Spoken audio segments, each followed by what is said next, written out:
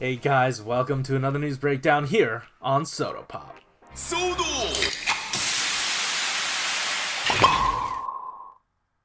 Alright, as always, I'm your host, Frozen Stratos, and man, today's the day. Now is our time. This is the very first step in the right direction.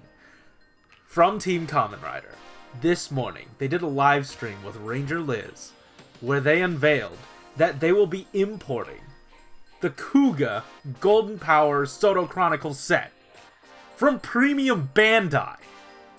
This is what we've been waiting for, what we've been wanting, what we've been asking for, frankly what we've been screaming for. This is the first step of getting Soto localized in the US. Now, I recognize not everyone is going to be able to get it.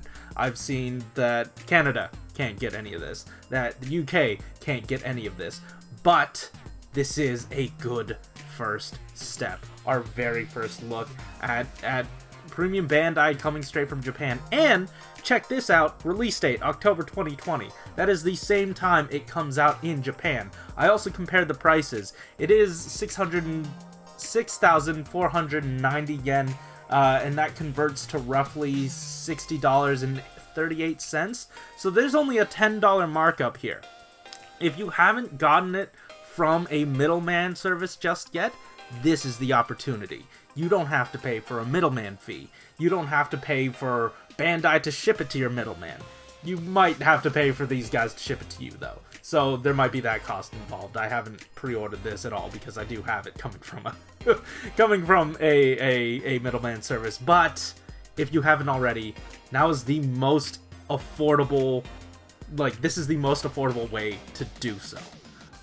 So thank you so much to Team Rider, to Bluefin, for actually making it possible for us to support the toy line that we love. And we will show you we are here to fully support this. Or at least when you guys put up something that I don't already have a pre-order for. I'm sorry, I'll do it next time. We'll get through this. But this is all for their Heisei week that's running from July 6th through the 12th.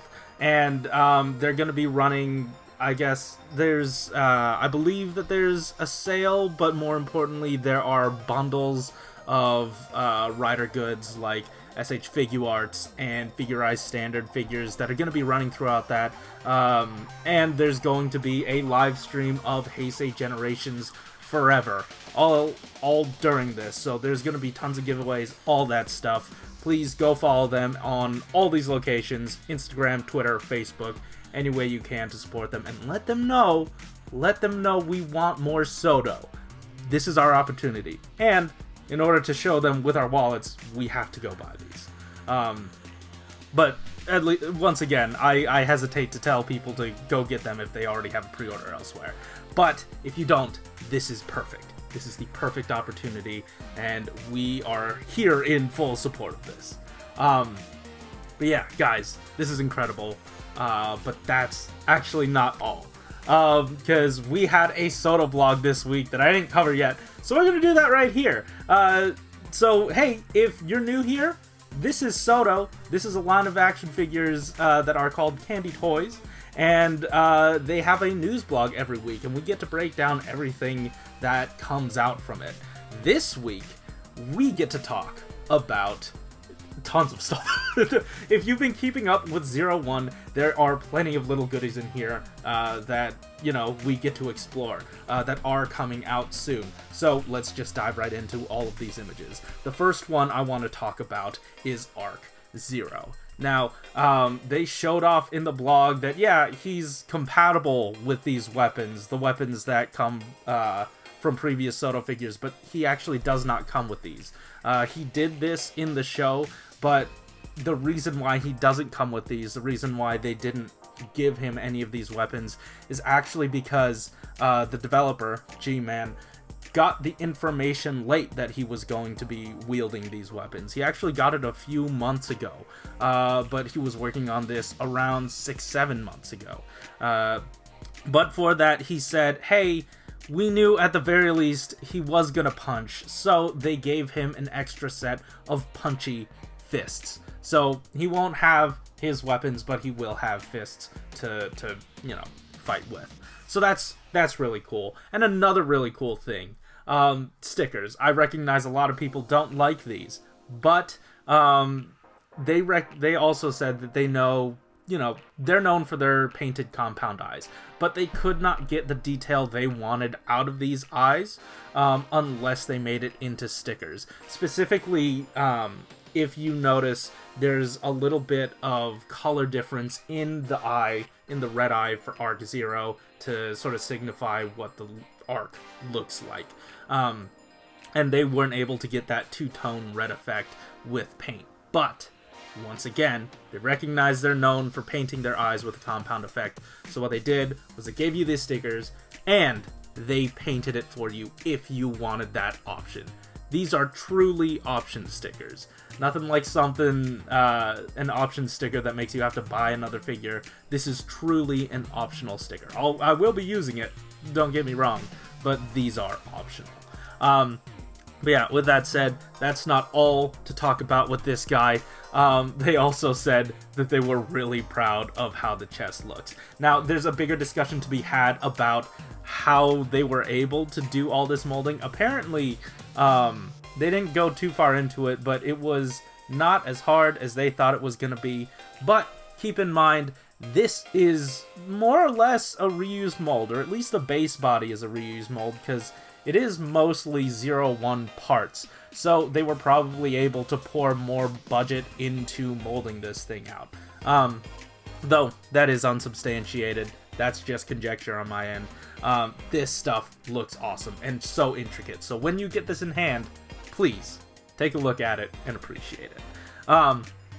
Once again, that's not all, because they gave us the full wave layout, but there's something here that we didn't get to see. Now, this is everything for AI09, but we didn't get to see this, the Magir Chicklet for the Dodo Magir. Dodo Magir Chick. I don't know the order of the name. I just know that all those words fit in the name somewhere, I guess. But they teased this, and we are going to be talking about this guy next week, as well as something else. We don't know what that is yet. I'm very excited to see. Hopefully it is the Dodo in its final evolution form. But with that said, let's move on to the next thing in this blog post, and that is Kamen Rider Ikazuchi. We're coming all the way back to episode 14, because that's where this guy is most accurate to, or is accurate to. And hey, check it out. Hey, he's here.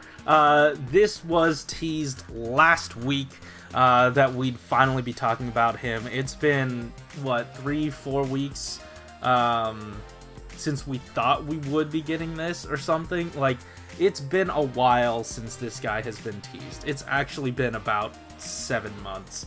But he does come with his swords, poor Fua. This looks incredible, and we were actually teased with this on December 8th, 2019. So this is almost 7 years. 7 years? Jesus. Almost 7 months of build up to this figure. They said 7 months ago that they were pretty surprised too once Ikazuchi hopped up on the scene. They probably knew ahead of time, but not far enough ahead to fit it into the line. So it took this long for us to get a figure, and that kind of lines up with the development cycle that they let us in on for Arc Zero, when they said that they started working on this about 6 months ago. This was 7 months ago, so of course it ends up here, ends up being finished here. So that's really cool.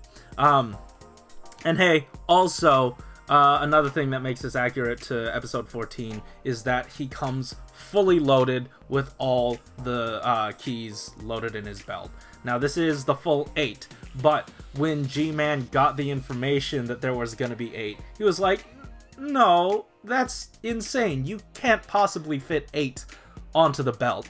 I'm just gonna go with a standard 2 and be done with it. But once he saw the footage, he recognized he had made a very grave mistake, and that Monday he went to rectify it. So that's what happened. That's the story around this. This is really fun, but once again, not all. We get the full wave layout finally for AI-08. All in full colors. There are no accessories here that we didn't already know about. I think this is going to be it for AI-08. But it's not it for this blog, because we are talking about something that's been a long time coming. The Hyper Battle DVD exclusive form of Hopping Kangaroo. Now, this is actually a special figure, because this is going to be a Televicon exclusive figure. It's going to be coming packed in with the September issue coming out in July, which I genuinely do not know. It's July 31st, so it's technically, I guess, the next month, but I do not know how magazines work if your September issue is coming out in July, but that's neither here nor there. What makes this special, though, is that it's kind of not being released in like a special issue. It's being released in a monthly magazine. And the way that Malunis had explained it to me is that, in a weird sense, it's the equivalent of being regular retail instead of a store exclusive. Didn't know that magazines could be exclusive, but I guess here we go. But yeah, I really hope, because what we've had before, at least from what Josh has told me in Xaid, there was a feature of all the Soto figures up to that point. So I'm excited for this figure to actually be made, but I'm really excited to get that magazine in hand to see what sort of Soto goodies it has for us. Also, for this, G-Man decided to relate a very nice story. I really hope I don't butcher it here, but I love it so much that I have to say something.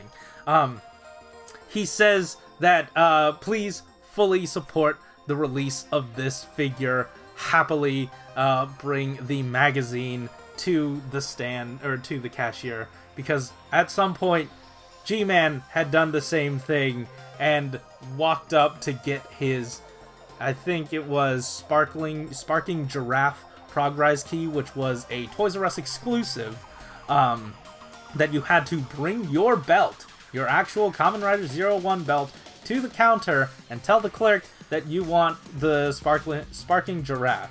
And he had to stand in line, waiting 3 minutes for the dude to come back with the item, with a line full of moms and their kids. And in that embarrassing moment, as Vangelis says, he deleted fear, because if he can do that, then you can purchase a magazine about frickin' candy toys. So guys, that's it. That is it for this figure. I'm happy to finally get a release of that figure. I thought it was going to be in the main line, and so did most of us, because we hadn't gotten a magazine release in a while, but now's the time. And hey, guys, all the links to everything are in the description down below. We've got links to the news, and we've got links, the pre-order links, to where you can get your gold power set. Please, please, please support the official release if you can, if you haven't already gotten your pre-orders. And hey, I recognize that this is a space of fun and a good time, but I really hope that we can translate our fervor, our excitement, over to helping support the Black Lives Matter movement. There are still links in the description down below to where you can go help sign petitions and donate money if you can. Please, as long as you do something, it will help. Just do something. There are links, tons of links in the description. It took me a few people telling me to sign a petition to finally actually go in and sign through all of them. So this is your reminder. Guys, that's it though. Thank you so much for watching. Thank you, Team Rider, for everything you've done here. Keep it juicy.